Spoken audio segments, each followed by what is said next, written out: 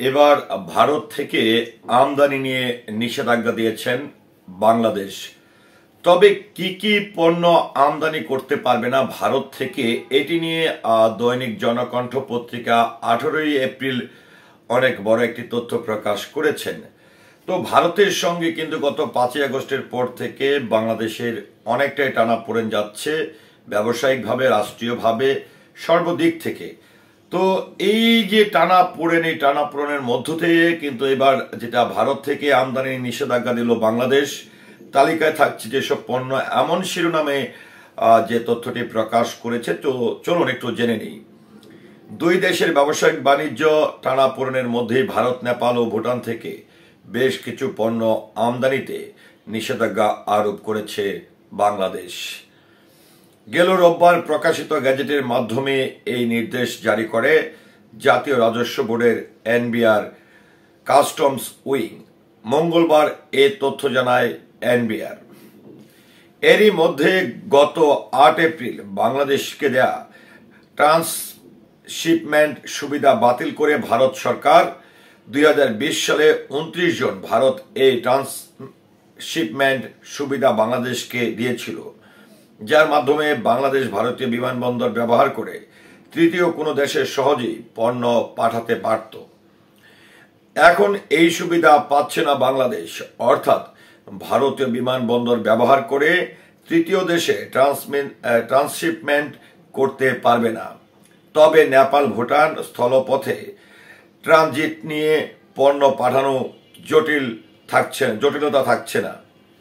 নতুন প্রজ্ঞাপন অনুযায়ী নেপাল ও ভুটানের উৎপাদিত এবং প্রক্রিয়াজাত সুতা ও আলু ছাড়া অন্য সব পণ্য আমদানি করা যাবে।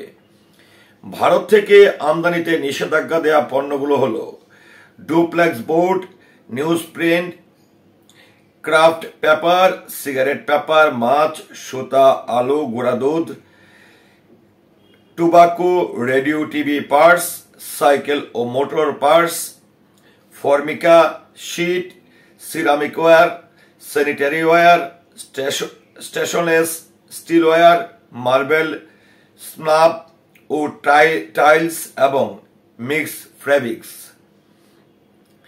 তবে মূলত নিষিদ্ধ বিড়ি উৎপাদনকারী শিল্প প্রতিষ্ঠানগুলোর কাঁচামাল হিসেবে তামাক ডাটা আমদানি করতে পারবে বলে প্রজ্ঞাপনে উল্লেখ করা হয়েছে।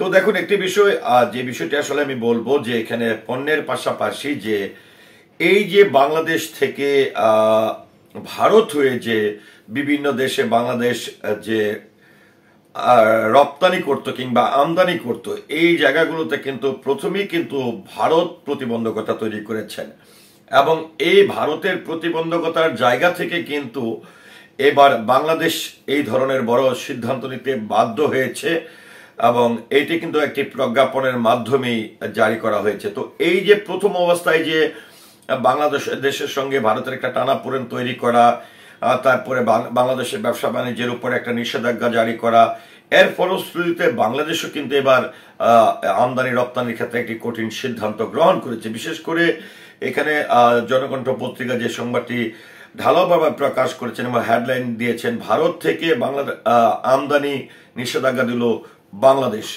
তো ভারত থেকে বাংলাদেশে আমদানি নিয়ে নিষেধাজ্ঞা দিয়েছে।